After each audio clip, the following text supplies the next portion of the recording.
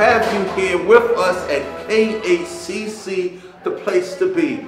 Today, we're going to be meeting some incredible young people who have been working very, very hard to fulfill their dreams with all of the adversity and obstacles facing them during this pandemic. They are our heroes. Matter of fact, they are our superheroes, because if you're like me and you love superheroes, you know that superheroes stand up in the face of adversity and are able to overcome all the obstacles that come at them.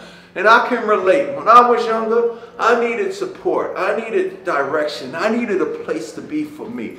So we had centers and organizations, people put in our lives to inspire us and encourage us. And these young people that you are about to meet today, they are truly, truly superpowered individuals. So what I'm gonna do right now, I'm gonna go meet some of the teens, and I want you to meet them too, so you can hear and see for yourself how superpowered our beautiful young people here at KHCC really are. I want to let you know we're about to go meet some real, true life superheroes. So here we go. Let's get on with the show. Hold up. Before we get started, we got to let y'all know who KHCC is, right? So I'm Dylan Green. I'm the College Success Counselor at the Kingsbridge Heights Community Center. And I'm Manny. I'm the Assistant Director of our Teen Center here at KHCC.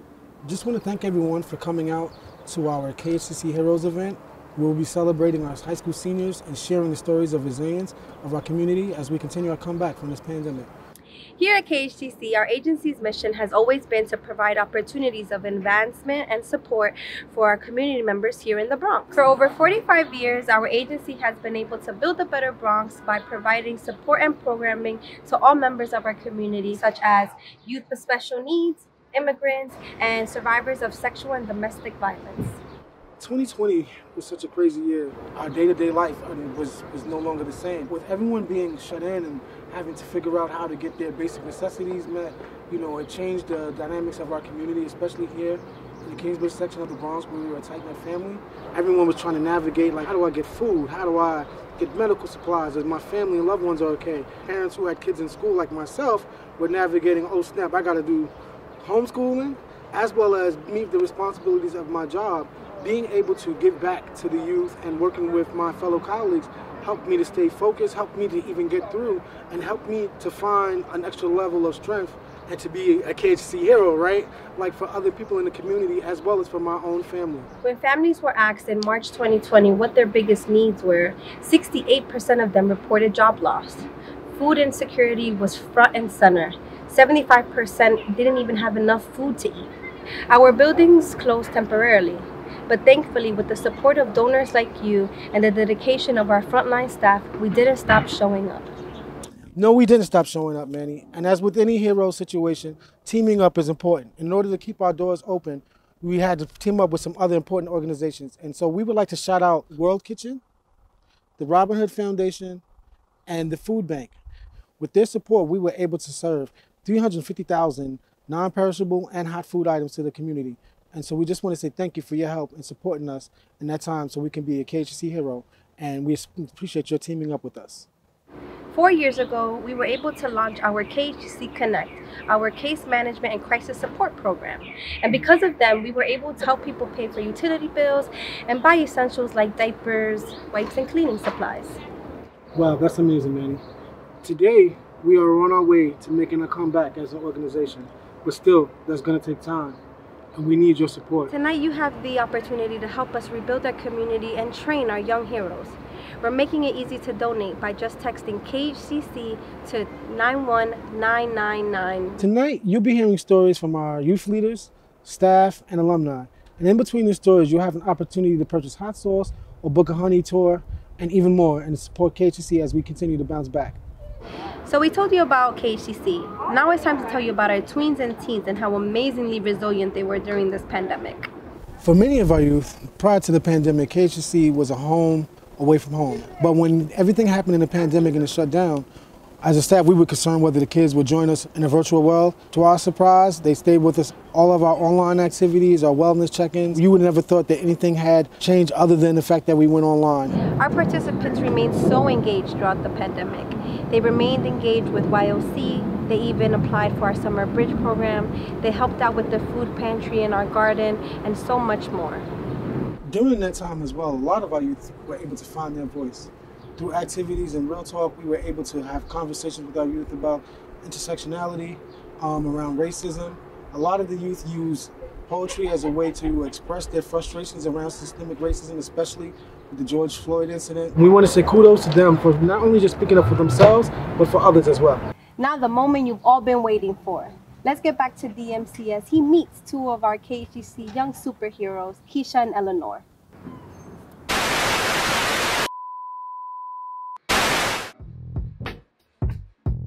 Hello. How's everybody doing? What's going on? Should we call you Mr. DMC or? You can call me Daryl. You could call me D. You could call me Daryl Mack, or you could call me DMC. Whatever you want to do. I'm really just Daryl Matthews McDaniels from Hollis, Queens, New York. And it's an honor and pleasure to be here with both of you. So, who are you? My name is Keisha. I'm 18. Born and raised in the Bronx.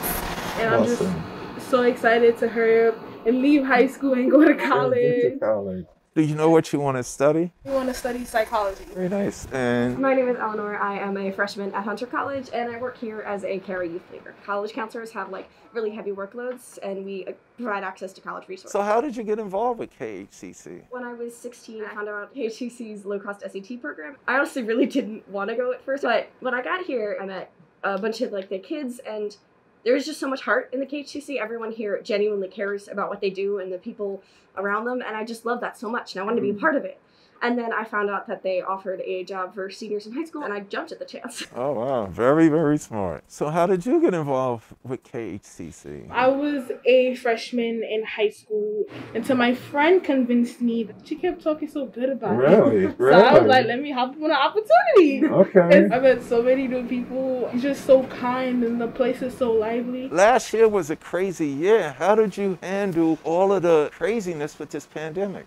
It really was really difficult because you anticipate the end of your senior year as the time when you get to relax and when you get to say goodbye. It was definitely hard not to have that. Right. But honestly, it was the KHCC that kind of made me get up out of bed and go to work. We had a virtual activities every day. It was really nice to just have a human connection that wasn't within my four walls. Right. Because we didn't have any in-person classes. Kept you with a good routine, even though everything else was going going haywire. And what about you, especially being a student currently in high school? I had heard about COVID, but I didn't really put too much thought into it. I'm just chilling on my couch on YouTube, and I get an email from my school oh, unfortunately, we're gonna be closed. We're gonna speak to you guys too about remote learning. And I was like, remote? What? Learning? Mm-hmm. I was so excited about my senior year. Of course. I was so excited to go to prom. I was speaking to my mom about, Mom, I want to get this dress. Can you come with me? Will these shoes look good on me? How should I do my hair? So it definitely took a toll on my education and basically my mental health. Both of you are huge inspirations. And that's what we need in this world. And that's what they do here at KHCC. With all the challenges that was facing y'all, that y'all was able to overcome all of that stuff. Even for me, it was my whole life stopped because my career is based on people being in front of me. Everything that was normal to me, everything that was routine to me did not exist no more. But after the third day, I calmed down a little bit because I just started writing songs. I needed something to get the feelings out of me. If the music business never ever comes back again, I still could get up in the morning and write a song. That was the thing that got me through it. So how did you handle all this? It definitely took me a lot longer than 3 days. I'm not gonna lie to you. I graduated on my couch in my underwear. They showed a YouTube video of people reading off the names. So. And that was the graduation. Yeah. Wow. So the worst part of it was when I got the letter from my dream schools and they wanted $11,000 a semester, and I couldn't afford that. That's what I mean? a wake-up call. So we really kind of turned it all around and was okay, maybe this whole year isn't gonna go as I planned. But I still have the support of the people around me. They're still there. And what about you? Was there a special moment? I was left unmotivated. This is my life now. I'm gonna stay home. I'm probably gonna have cats and stuff like that. When I got the email from Purchase telling me to check my student portal, I was like, oh my God, did I get in? Like, So when you went there to the portal and you're scared to push the button, and it's not what I wanted it to be. I didn't get in. What did I do? Like, what was the issue? Right. And so, like, it took me a while to tell anyone about me getting any type of letters from any type of colleges. Oh, really? Yeah, and that night, I, like, cried myself to sleep. And that's when, like, I was so excited about going to Purchase that I thought I was going to go. Right. They was going to accept me. Right. When I didn't get in, that's when, like, I started thinking negative. You started having all these doubts. All these doubts. Oh, wow. I remember when I got into the music business and we did our first record, we got turned down by every record label. So I could understand the disappointment that you had. I knew that I had to do better. I'm going to do my 2 years. I'm going to kill these 2 years. All right. And I'm going to do good. I'm going to make sure I do get into Purchase. I hear you, no. Well, you guys inspired me. I'm a grown man, and I needed to hear this from y'all because, you know, those obstacles and adversity, it never goes away. I graduated from high school. I got accepted to St. John's University in Queens. I was struggling in my first years of college, and then I had to get to the point where I said, okay, what is it that I can do? What is it that I can do? I can draw. So I go to my mother and father like, hey, Mom, Dad, I want to have this talk with you. I want to change my major. So they're like, what do you want to change your major to? And I was like, I want to be a cartoonist. And my mother was like, oh, hell no, you gonna be a cartoonist. And my mother went real hard. My father was like, calm down, calm down. The thing that got me through that first anxiety-filled year was the Bronx, because this is where hip-hop was created. Has nothing to do with MTV, nothing to do with the radio, has nothing to do with selling the records, has nothing to do with getting money, has nothing to do with getting famous. These boys and girls in the Bronx inspired me to look inside of me and know that regardless of what is facing you, no matter how dark, no matter how much destruction, no how much despair is there, that we, in you and everybody else, definitely has what it takes to succeed. You gotta dedicate yourself, you gotta find things that motivate yourself, and you gotta commit yourself. A culture of young people said we are going to succeed regardless of what adversity is facing us. And I think that's what's beautiful about KHCC. It gives you the opportunity to experience and hear what it is that will help you get to where you're supposed to go. So thank you for sharing that with me. I really, really needed to hear that. I really appreciate y'all. Thank you for being here and, listening to what we have to say in our experience. You want to come with us to hear some poetry? Thought I was the only MC rapper up in here. Sure, I would love to hear it. Let's go. Hold on. Wait a minute. I know we said we were taking DNC to the amphitheater about poetry, but I feel like the people need to know more information about us. And KHCC, of course. Great, Keisha. It was really nice to talk to DMC about some of our experiences, but I think the people should know more about how the KHCC has helped us. For example, how did KHCC help us prepare for life after high school in the middle of a pandemic? What happens to KHCC alumni after they graduate? Or how do you donate to help teens like us face the world? We're going to try to answer some of these questions, but before we start, let me remind you that you can help the KHCC continue their work in the Bronx in 2 simple ways. Number 1, text KHCC to 91999, or donate through whatever platform you're currently watching on. Your donations tonight will not only help students like us to have a space to discover their powers and potential as leaders, but it will also help the KHCC support families in the Bronx during this pandemic. You'll also have a chance to book a honey tour with our bee guy, Flynn, and purchase Grown Hot Sauce. The peppers are grown in our community garden by KHCC teens. When you give $100, you make sure that 2 families get a food box from our food pantry.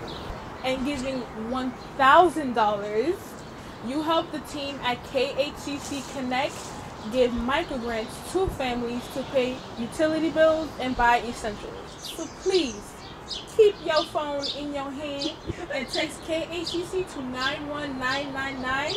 We appreciate every dollar that's given. Okay. So besides telling BMC that last year I graduated on my couch in my underwear, in the college loft we talked a little bit about what life is like after high school and how the KHCC prepared us for that. The best thing about the KHCC is that it's honestly a big family. You learn to love the people around you, your coworkers, the students. There's so much life in the KHCC, and you learn how to work in a team, how to get along with people that you may not necessarily have that much in common with, and how to love them, honestly. I have volunteered for various type of things that the center provides, like food pantry and gardening. And can I just say, like, for one, I love Jerry. Like, she's so nice. Right? Honestly, like, she, like, the way she speaks about gardening is literally so awesome.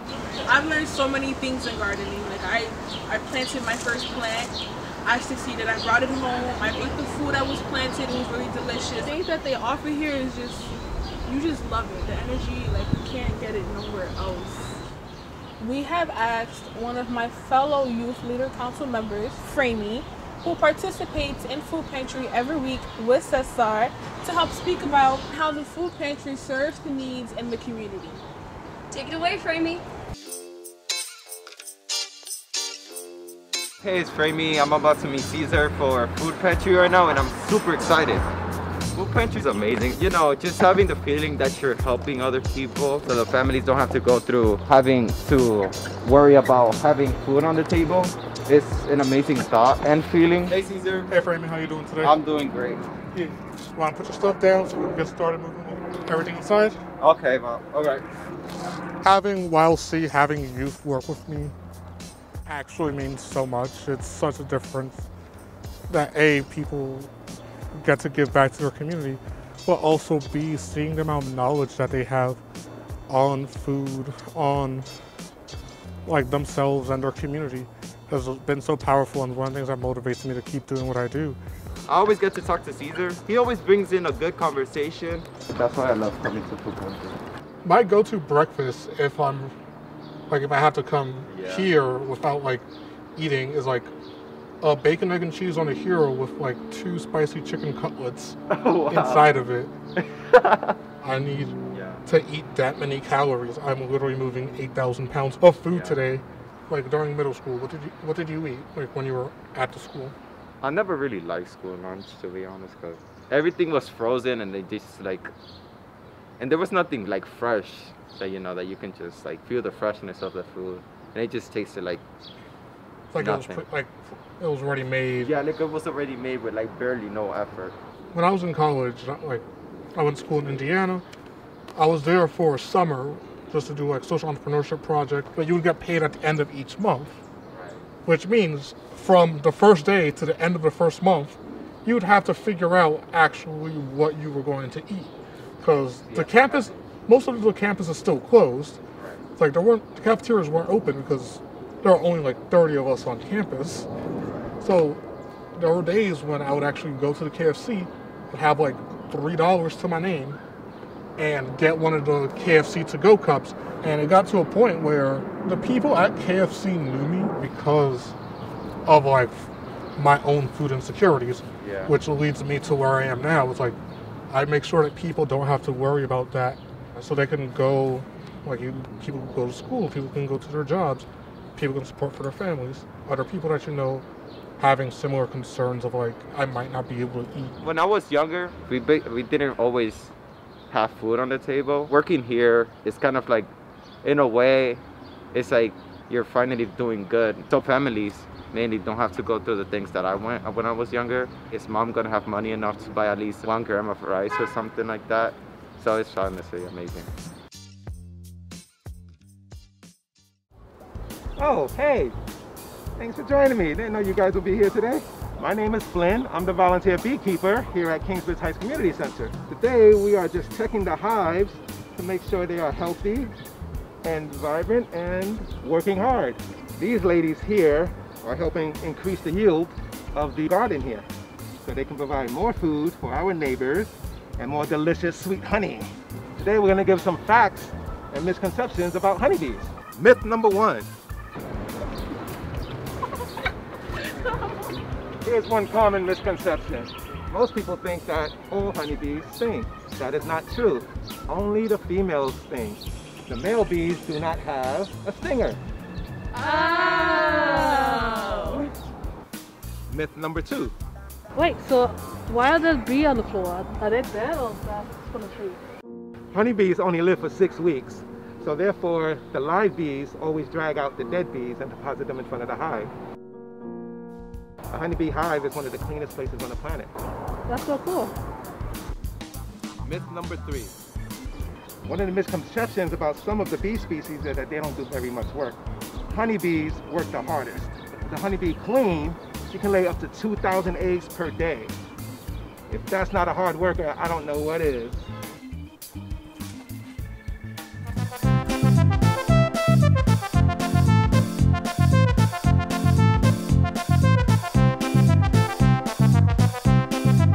Oh, you guys are back.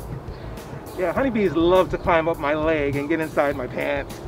Always wear long socks when you're dealing with honeybees. Come on down and pay us a visit. I'd love to give you a tour of the girls in the hives. Stay in touch with Jerry Sherman at the email below. And I hope to see you guys soon where we can learn all about the bees.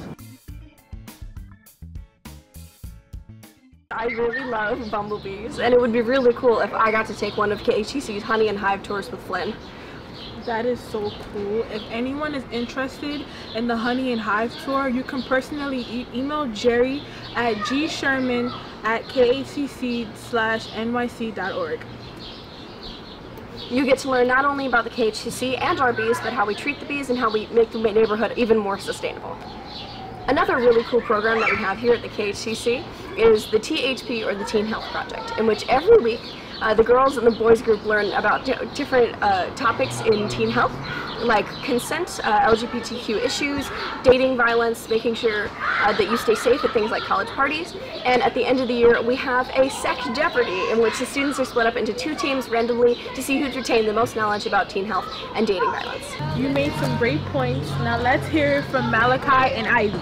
Thanks, Eleanor and Keisha. I'm Malachi. I'm a social work intern. My name is Ivy. I'm a youth programs assistant, and I'm also a group leader and activity specialist over at Bronx Senior High School. This semester, as a social work intern, I was facilitating the Teen Health Project. The goal of the Teen Health Project program is to give our participants knowledge around sexual education, so that way they feel more confident for when they go out and make their own choices. Malachi, what would you say was the most rewarding part about teaching the Teen Health Project this year? It'd be being able to have the kids understand the material and be able to explain it back to me. They really took the information and they asked a lot of questions, and it felt good knowing that they wanted to know and learn as much as they could. What was the most surprising thing? In the beginning, how reluctant they were to actually talk about sex as like an activity for them. I feel like a lot of times we place like this stigma or stereotype on teens where we assume that they're having sex already or like exploring just because they're older and in high school. And I guess that was kind of like a testament to like my judgment of them, because a lot of them actually like were just so timid and shy, and they were like, sex? I don't want to have sex no time soon. Ew, why do y'all touch each other? Like, don't do that. You wait till you're married or dead after and then you can have sex. And I was just like, wow. We talked about consent a lot. The kids were like, oh, how do I make sure like I'm not taking advantage of anyone? I don't want anyone to ever think I don't have their best interest at heart, or like I'm doing like something I'm not supposed to be doing. So what would you say is the most important thing you think kids needed to know about sex as they move on to college?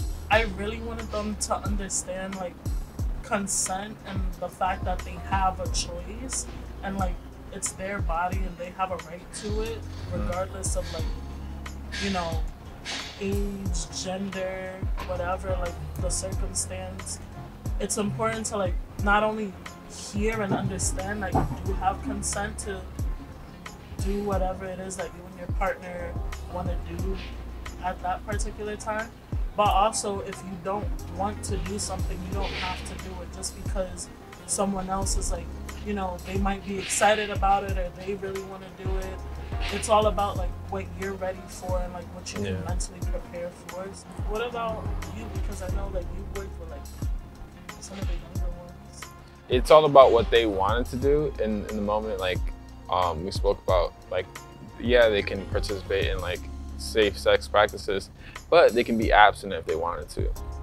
So like, and we talked about like reasons why people may be abstinent. So it's just be like, oh, like religious or just personal reasons where I don't feel like doing anything right now with anyone. And if they do want to participate in safe sex, they can. It's important for us to have these conversations with the kids so they're aware that when they're in these environments, they don't have to partake if something's offered. Like someone's offered you like drugs or a sexual activity, like if you don't feel comfortable doing it, then you can like steer clear from it. It's their choice. And a lot of people do want to go away for college, so it's just important to, I guess, reinforce those staples that, hey, you can go to a party every now and again. Oh, there might be drinks, there might be drugs, people are gonna experiment, but you don't have to take it to an extent that makes you uncomfortable, especially like knowing the risks and the consequences that could come out of it. It's your body, and like you have a choice about what you want to do with it. You have the right to do with it what you want to do with it as well. These kids, they're the new generation, so they're gonna keep evolving. They ask such good questions, I feel. Like they want to know about like pronouns and like gender pronouns and how people identify themselves, just to make sure that not only they understand, but like so they don't offend anyone, and like make sure everyone feels included. And I think it's just such a great thing that KHCC is able to be the safe space for them to have those conversations. And speaking of the new generation, Keisha and Eleanor are part of that generation. So we're gonna throw it right back to you, Keisha and Eleanor.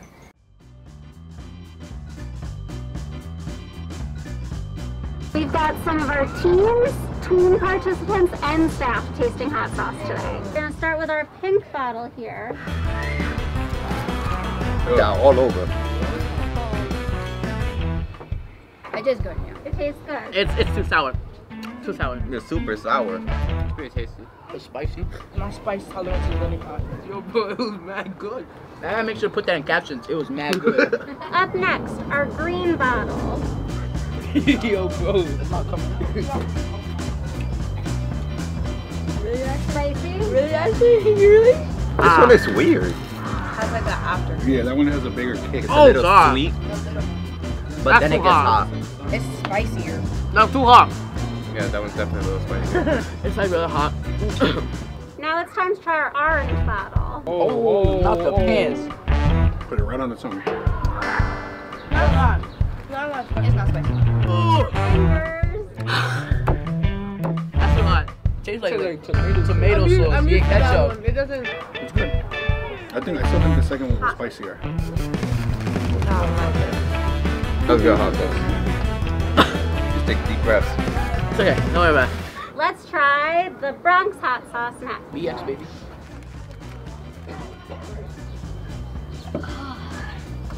I mean, it has a really good taste right away. It gets spicier as it goes. How is it? Is it good? It's really good. It's like Italian sauce. It's like guacamole. Mmm. Oh, wait, hold on. It's sweet, right? No, it's familiar. This is my favorite hot sauce. It has a lot of flavors to it. It's just good. It's the best one. Okay, now it got on my tongue. Damn. So that's a wrap on our KHCC Hot Sauce Challenge. And I think the clear winner, the most versatile, is the Bronx Hot Sauce made with peppers here in our garden. So you can purchase a bottle for yourself and enjoy it today.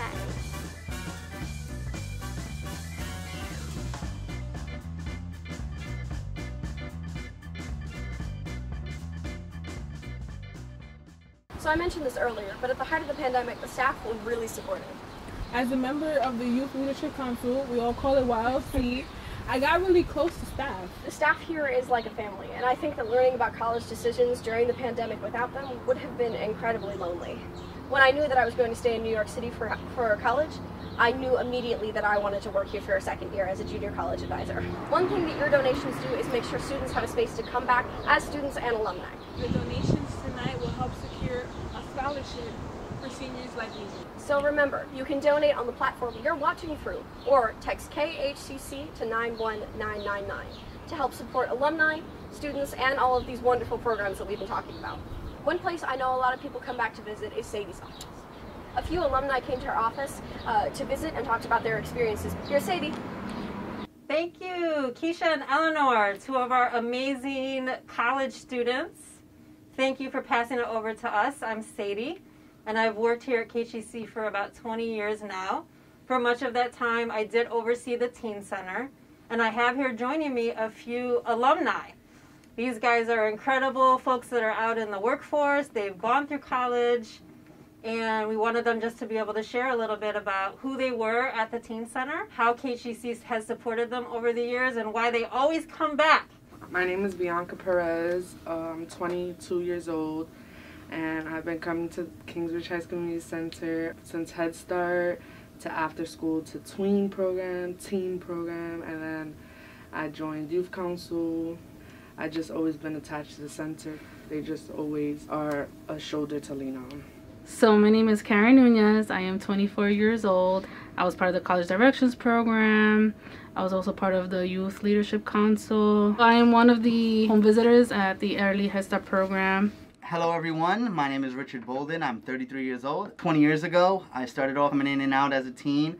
I joined Youth Leadership Council. I went to college, I came back. I actually worked in the building with Early Head Start and Respite program. This is where home is. So the next thing that I would love to hear about is sort of your transition from high school and being here at the Teen Center and moving on to college. It was honestly difficult for me at first because I was kind of dependent on the center like in high school. Then when I finally went off to college, having the center as a resource was beneficial to me because like I was always able to pick up the phone and call Marlene or call Jess or Sadie if I needed help. Always being able to come back here helped.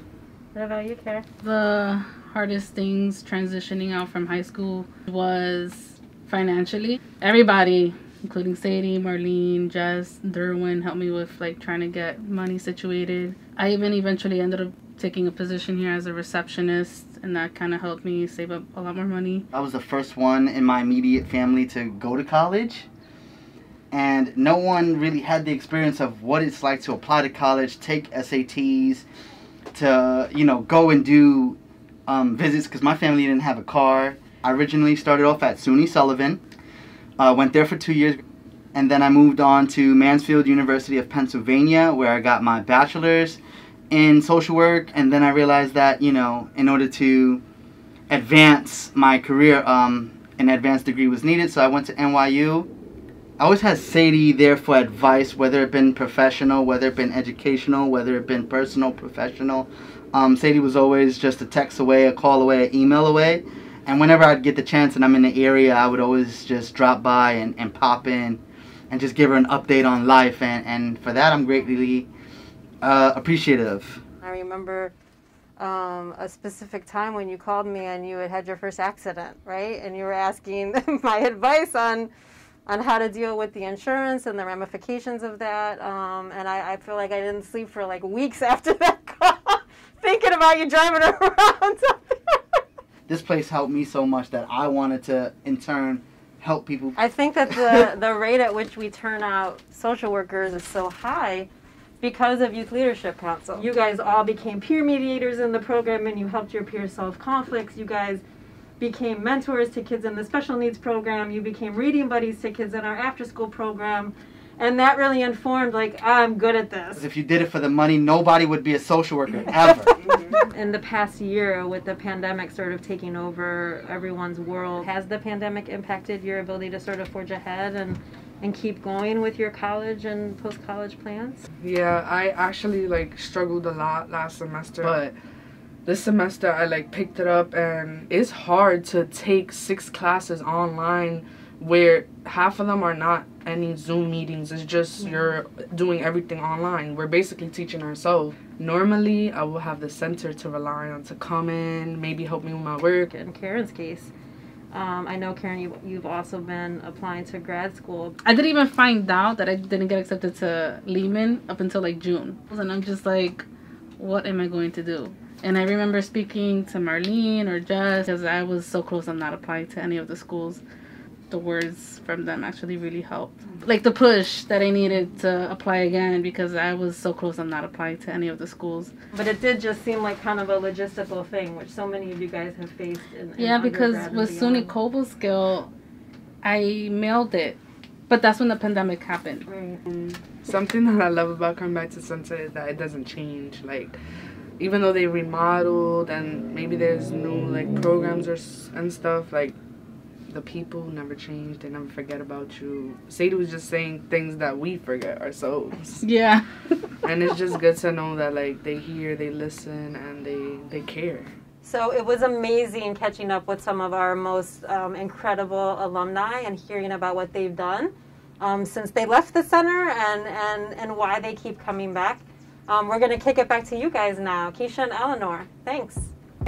All right, we know you guys have been very patient. Thank you for letting us speak to you about KCC and the activities that they offer and how they've helped the Bronx during this pandemic. I hope you guys had fun. Because we definitely did. did. Yeah. Thank you so much for giving to the KHCC, and we hope that you can give some more before the event ends. There's still time to give, to help families pay for meals, to help fund the College Directions program, and to add a delicious hot sauce to your next meal. Text KHCC to 91999. I think we did a super job. Get it, Eleanor? Super, like superhero. You could check out our poetry session with the legendary DMC, a hero for many people in hip hop. We took him to our amphitheater to hear a couple of our poems and to meet some of the teens at the Teen Center. So thank you, Mr. DMC, for coming out here and talking with us. These are some of the teens and tweens from the KHCC. What's happening, everybody? Keisha and I are going to share some poems that we wrote in our poetry group. Keisha's poem is about like a very literal graduation, and mine is about more metaphorical graduation. Oh, okay. I can relate. I never really learned how to be bad at things. After the failure comes the fall apart. So if I thought I wasn't good at something, I'd stop before I'd even start. I taught myself 8 different fiber crafts, learned a language in my bedroom alone, because no one would be there to see my mistakes. I'd emerge with the results already honed. I'm trying to step up and out of this mentality, but it's etched itself into my bones. Do it right the first time or don't do it at all. Show the sharpened sword and not the whetstone. But yesterday I made terrible pasta. It was awful and wonderful in the same bite. It tasted like dirt, but I ate it anyway, chewing rubbery noodles out of self-spite. So tomorrow I might cry over bad stitches. I might fall apart at the sight of visceral flaws. But I made it bad pasta and I ate it smiling, without listing all of my culinary faux pas.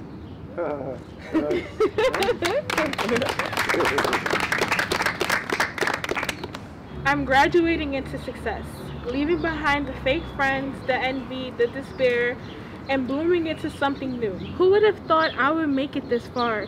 Staying up late to complete homework, sending out emails past 12, making coffee to keep myself awake.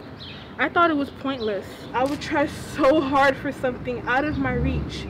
The way my eyes brighten with joy when I receive my grades, my palms sweaty, fingers stiff from writing essays, my chocolate cheeks slightly red from receiving compliments. I burst with held-back energy I keep stored for times like these. When I finally graduate, I will understand how those graduates felt when walking across that stage. It's like your celebrity who is finally getting the appreciation and respect that you deserve. Thinking about it has me visualizing. How would I look? My hair down and parted down the middle so I can properly wear my cap. My gown zipped down with the wind blowing right through it with a hint of vanilla. My knees slightly shaking, my heart pounding, my fist clenching with the biggest smile on my face. Shaking the hands of my principal with my right and diploma in my left. Take couples of pictures and seeing my family in the crowd and my mom with tears in her eyes thinking, that's my baby. Walking down those steps and towards the exit with a white light peeking through the hinges. This is where I started and where I'm gonna end it. College, here I come. My first rhyme was on DMC and a place to be. I go to St. John's University. And since kindergarten, I acquired the knowledge. After 12th grade, I went straight to college. Kumo D from the Churches 3 in the Bronx, he said this rhyme: evil destruction, tax deduction, price inflation rocks the nation and unemployment is on the rise. It's hard to find a compromise, but if it lasts like this for long enough, time won't lead to nothing but a higher level of crime. And then they went into this whole spiel about what it was like growing up on the streets of the Bronx. And then when it came time for him to do his solo rhyme, he said this rhyme. It said, once a nobody from the neighborhood, I took a hop to the top because I knew that I would excel over the rest because I make progress. I don't consider it luck because I'm not blessed. He said I got my life all together, love the way that I live, go to school, know I'm cool and I think positive. And I was like, yo, let me pull that back. This dude was just saying that it's cool to go to school. So don't look at school as something that's put in young people's lives to make you miserable. It's not about the actual lessons that you learn out of the textbook or the workbook. So what they wasn't telling me in the history book, I would just put on KRS-One. Because he was a young person telling me about those things that they wasn't telling me. Hip-hop didn't just create rappers. It created educators and scientists and playwrights and directors. We had a lot of rap records that talked about violence.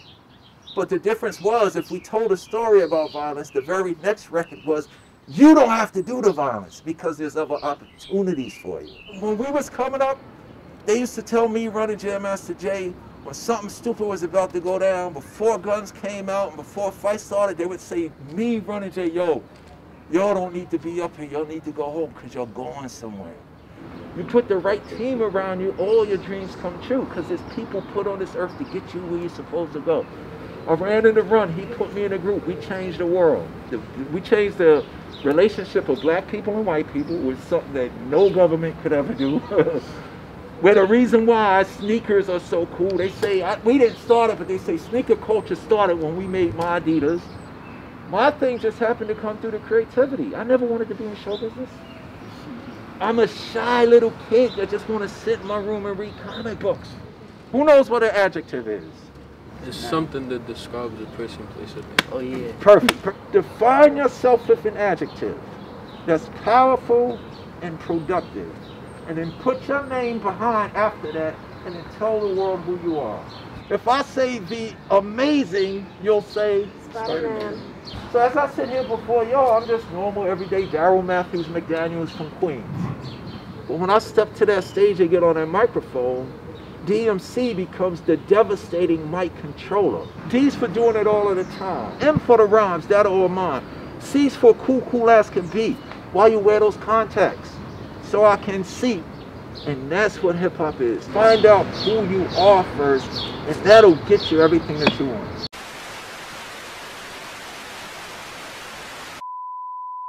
For 47 years we founded this, we started thinking about this becoming a community center in 1973. The buildings, the history that's here, the love that's here, everybody's smiling. You never see an unhappy face here.